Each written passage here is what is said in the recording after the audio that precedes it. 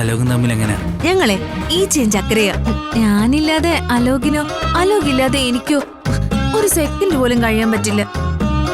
എന്റെ അലോകിന്റെ ഒരു പൊരുത്തം, അതിനെക്കുറിച്ച് അമ്മമ്മയ്ക്ക് എന്താ പറയാനുള്ള? വേണ്ട, ഞാൻ പറഞ്ഞ ചിലപ്പോഴേ ധർമ്മം കണ്ണുവയ്ക്കും. എനിക്ക് ചേച്ചിയുടെ ഒരു ഉപദേശം വേണം, സഹായവും വേണം. എന്താടി കാര്യം? മുൻപ് ഗുരുവായൂരിൽ നിന്ന് ആ മിഥുൻ മോഷ്ടിച്ചു കൊണ്ടുപോയ ആഭരണങ്ങളില്ലേ, അതിൽ കുറച്ചു ഭാഗം ഗുരുവായൂരപ്പന്റെ ശക്തി കൊണ്ട് തിരിച്ചു കിട്ടി. ഇത് വലിയ പ്രശ്നമാവും, കാര്യങ്ങളൊക്കെ കൈവിട്ടു പോവും.